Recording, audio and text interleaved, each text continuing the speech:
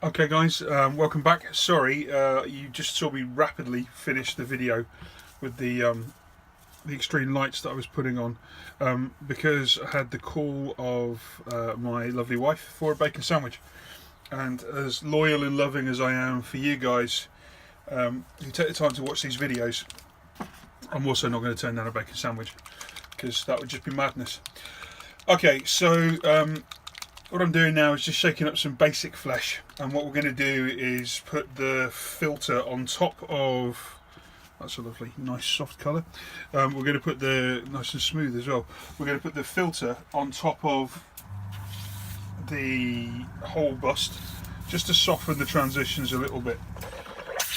It's an important part of the process. I'm just upping the pressure to over 20 again, just so I can control cleaning the airbrush and back flushing it. Hold the end and just back flush the crap out of it. And now I'm just going to blow through any residual crap that's left in it, and we've got a nice clean airbrush ready to go again. I'm going to put some of this basic flesh in, just a little. There we go, let's get that out. And then what I'm going to do is, you can see there's quite a little bit in there, and then there's still residual water left in there, but I'm still going to add just a couple of little squizzes of thinner, because I want this to be really thin. And when I say really thin, I mean really thin, because we're going to do a transition filter with it, and if it's got too much pigment,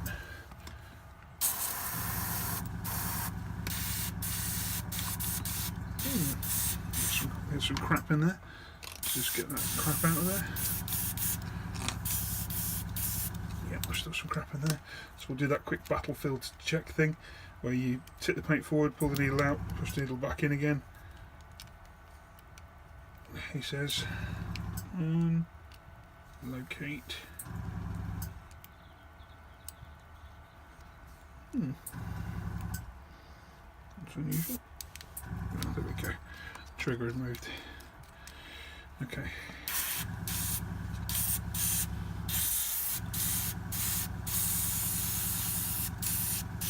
Okay, that's better. Still a bit thick, so we're just going to put a little bit more thinner in there. I'm just going to give it another mix up. You want it kind of almost like a glaze or an ink consistency for this, and you want your pressure on your airbrush just set quite. There we go, look at all the crap that was caught in there with the paintbrush. That's better, that's better, that's what we want. So it's going to spider when it's on your hand. We want to turn it down just to the point where it doesn't spider, but it leaves a layer of glaze on your hand. That's it, that's perfect.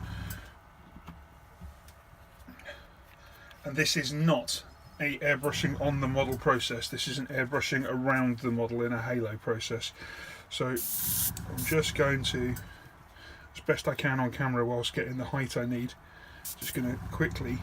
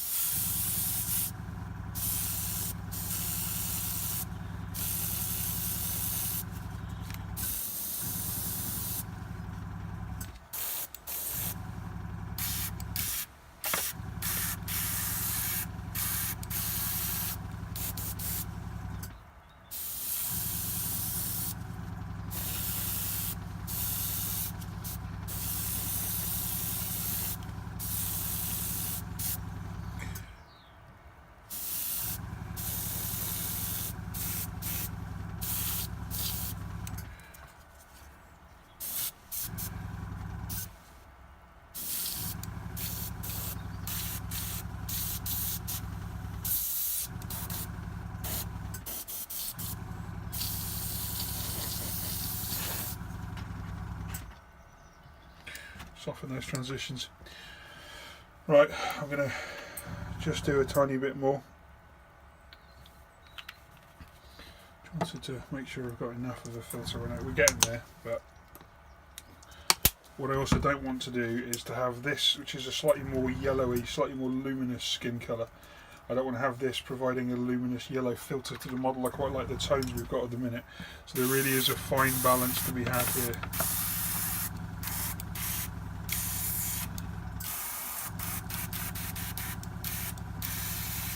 See all this crap coming out in the airbrush. That is unfortunately just the paint pigments from a gunked up bottle. I think what I'm going to need to do on the flesh colours is take them out and strain them again, give them a really good shake, mix them up and then pass them through a sieve just to avoid this. Okay, there we go. Okay, so let's just continue with that filtering.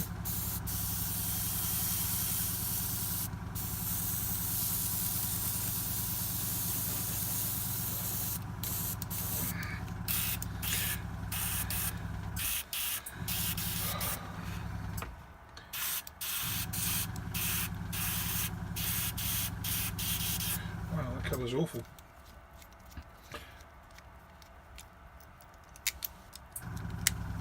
I think actually it's not this colour, I think it's the previous colour. So I'll just have to...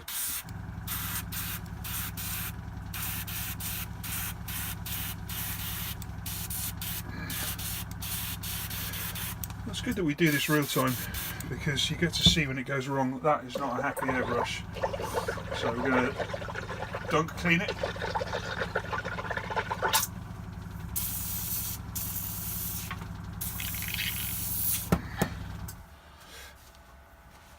Let's dunk clean it and just make sure it's running and it's clean and it's nice before we try and do any more of this, because I'm not messing around.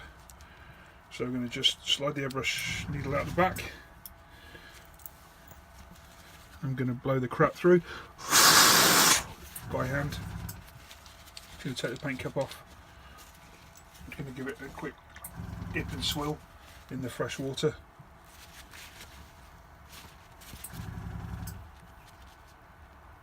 Just going to pull any paint away from the needle guard. Let's put the trigger back in the airbrush.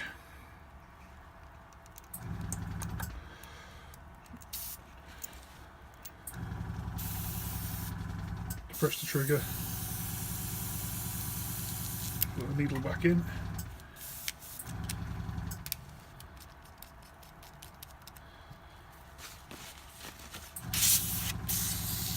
There we go, it's nice and clean now. Ready to go again.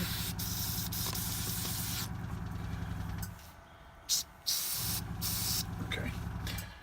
So let's decant some of this paint onto a flat surface so I can actually see what sort of consistency it is before it goes in my airbrush.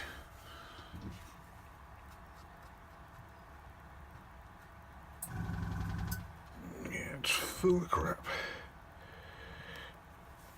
Okay, we only need a little bit, luckily.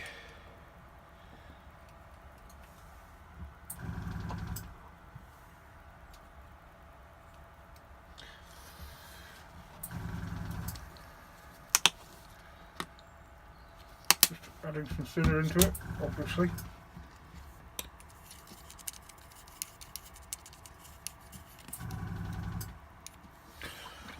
Let's see how that comes through. Ooh, hello. See when it spits at the back, means we've got a needle block. Let's just move the miniature away in case that causes a problem. Just going to lock the housing down a bit more. There we go. So what was telling me there was the front of the airbrush, this section was too loose and it was allowing air to filter back in when I pulled the trigger back in. So it's a simple fix. Just by tightening up the end nozzle you can stop if you have bubbles come through your airbrush when you're actually painting. So but now we've got that really nice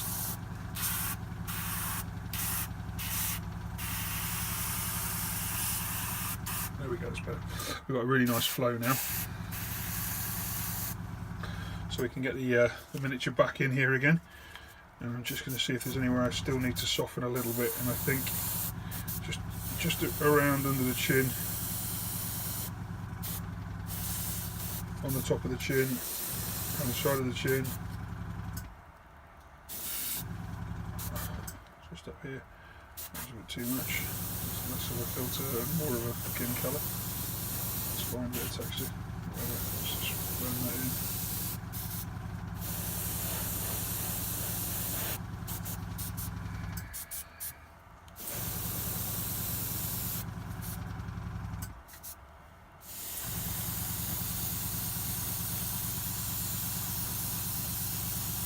Can't see is the airbrush motion I'm making, which is now largely circular.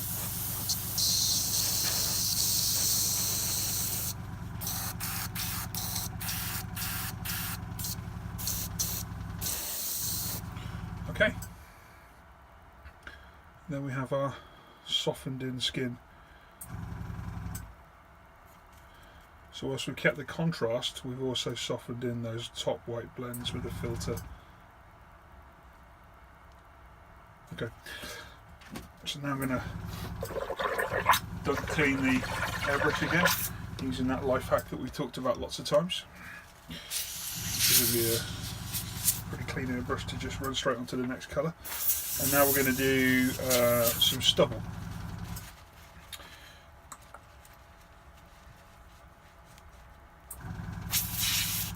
And for the stubble, we're going to use these two colours. We're going to use African Shadow and Arabic Shadow from the Scale 75 flesh set. We're going to use a tiny bit of each,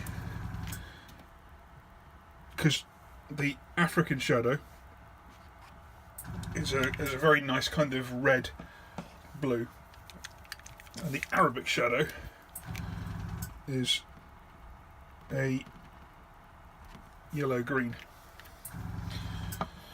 And what we want for our stubble colour is a bit of a mix of the two. Let's just put on some mask and let's just have a quick run through.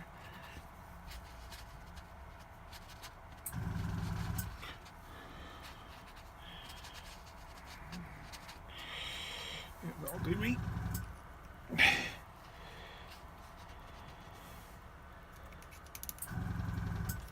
So we're left with this kind of red-brown. And you can always add a tip of flesh colour in as well, just to,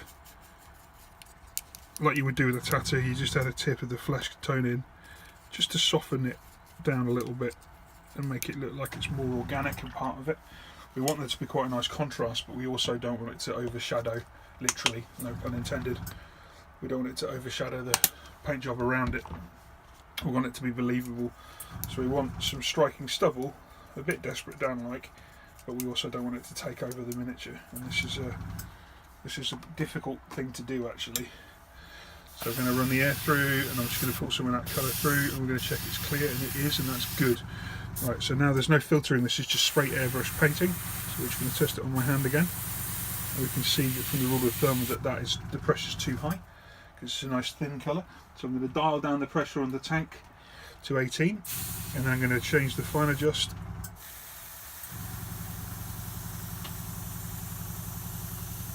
on my hand like that, just until we get to a really soft overlay, which is what we've got. Let's bring the model back in, and we have to be really careful with this. So let's do the scary thing, and let's put some stubble on him.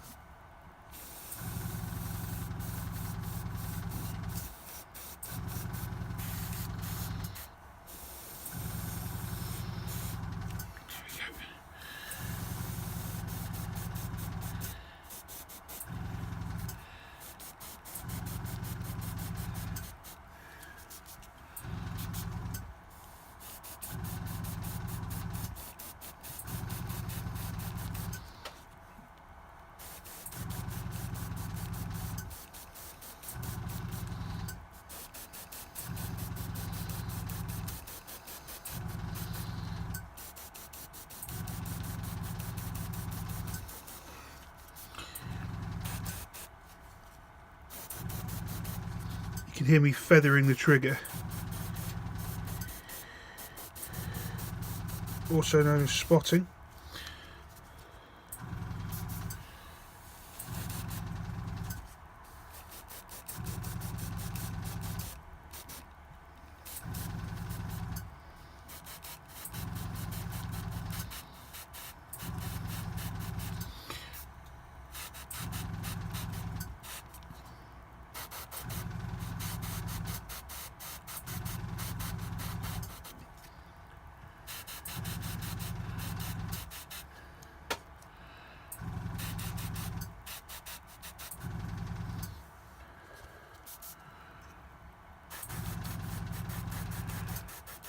Now the reason we put such a stark contrast onto the neck earlier is because we knew we'd be filtering over it with some stubble.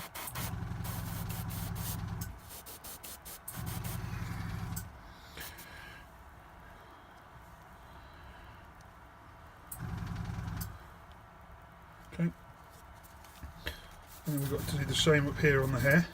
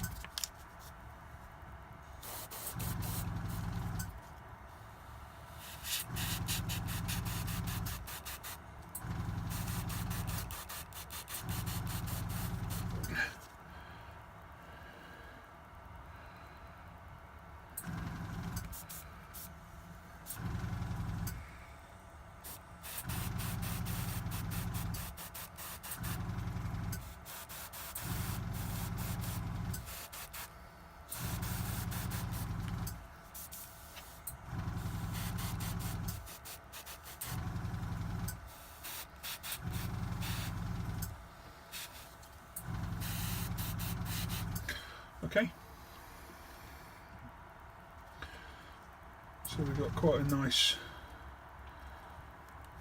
quite stark, quite aggressive stubble.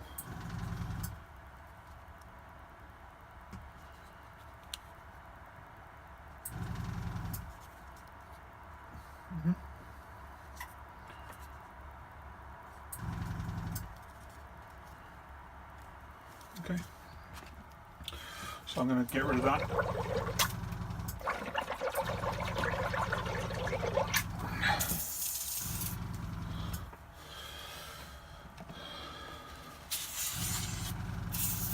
So the challenge we've got now is that I've lost some of the contrast on the one side to the other side. If you think about it, that's obviously logical because I've just sprayed over another colour. So I'm going to take some of that dark, the original red black colour,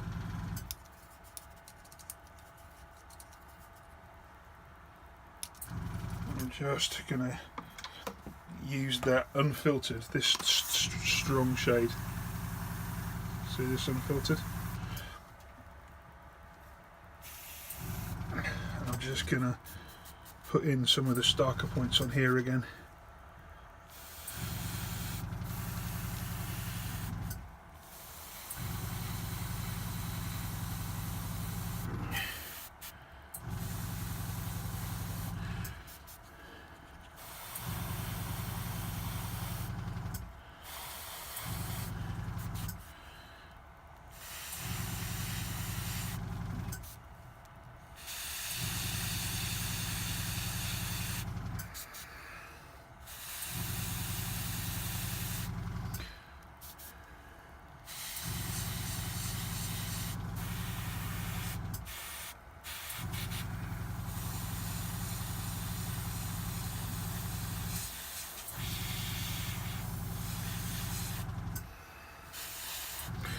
And what we want is for this to be pretty negligible.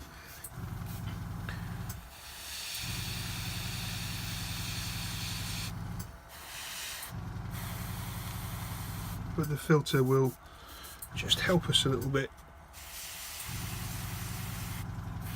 when we're looking at the contrast. And I'm just going to filter the light side of the model, but really lightly underneath, the chin. That's it.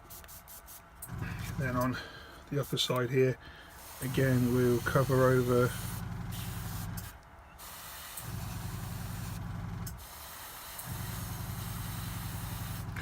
some of those transitions just to add a bit more depth back into the model.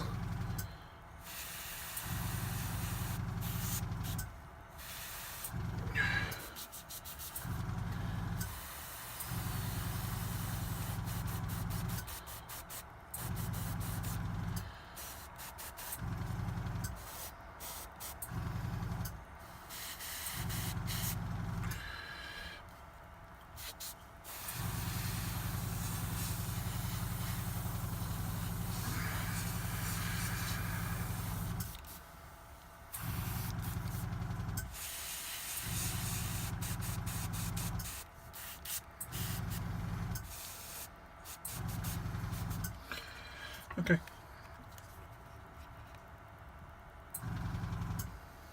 Yeah. I like that. I'm good with that. So that is our basic skin now done. Up until the point where we start to use brushes. So that is the airbrush stage of this model done, with the exception of one really vital thing. If you have painted a model with an airbrush, you need to absolutely lock those colours in, because unlike using a paintbrush where you are, even if you're using glazes, you are depositing more paint than you would normally do with an airbrush, you got chance of it having a good paint coverage and having nice kind of resilience to touch. Whereas if I was to rub my fingers across this model aggressively, a lot of this colour would come away and leave you with the foundation colours. And that is obviously not what we want after all this length of time that we have spent painting this lovely bit of kit. So I always seal my miniatures in with Vallejo matte varnish. It's a really good varnish to go through your airbrush. Uh-oh. I think I might be running out of this. Oop. Hopefully I'll have enough, he says, famous last words. Now the varnish will pick up any colour that you've got left in the paint cup and tinge it. And if you're doing skin and stuff, that's not necessarily a bad thing, but it is something for you to be absolutely aware of. Do not spray varnish expecting it to be clear from an airbrush that you've been painting and not cleaned properly.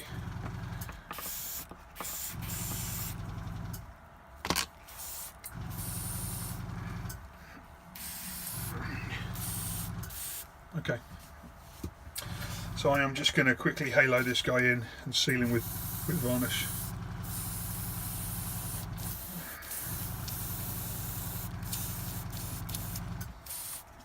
Turn the pressure back up in the airbrush, it's not high enough. Running it back up to 22. There we go, that's better.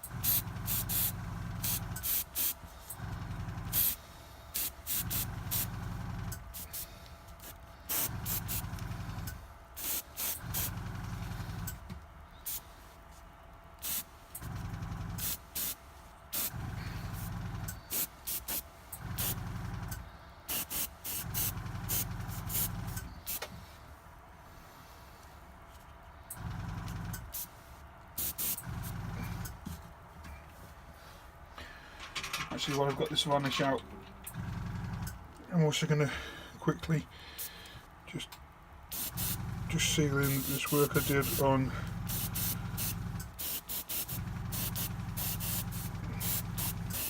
this non-metallic.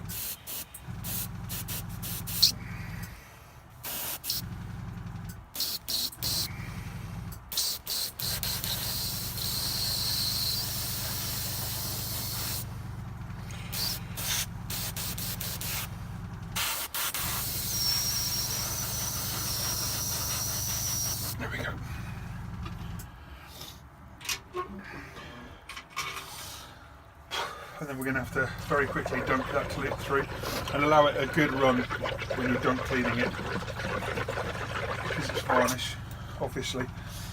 It isn't a lacquer based varnish or an alcohol based varnish, so it's pretty much harmless for your airbrush, but it's still good practice to get into the habit of cleaning them properly. Right, so I'm done airbrushing for now. Actually, I could use the airbrush to dry the model in a minute. I'll do that.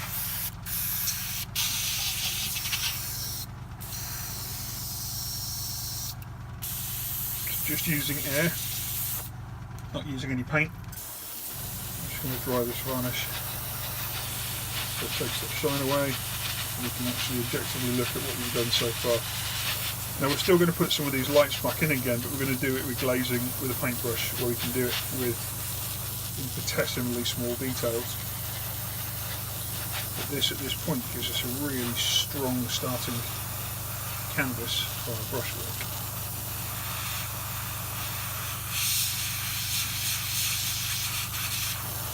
This bust has been an absolute joy to paint. Alfonso, if you ever watch this video, then thank you for the awesome sculpt, my friend.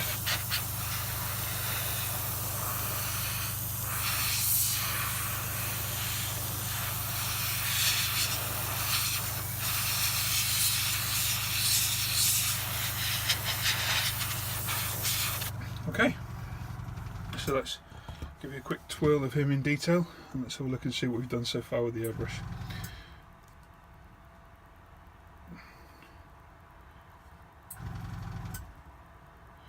See, we've been able to achieve layers of texturing which in hand look even stronger, that you wouldn't be able to achieve with a paintbrush. You see all the blotches and spots, and remember when we were speckling all that stuff on the skin.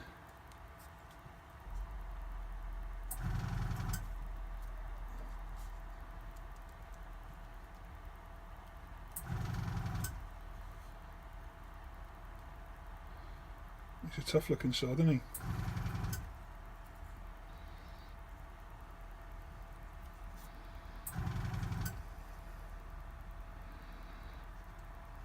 Now I've conspicuously left a light here, more of a light than I needed, and that's because I'm going to use a filter colour from the cigar later, and I want just to have some areas where it picks up that light.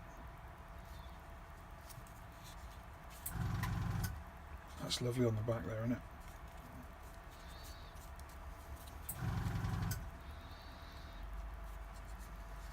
Okay, so thanks for watching, and the next time I come back I'll be brush working, and we will continue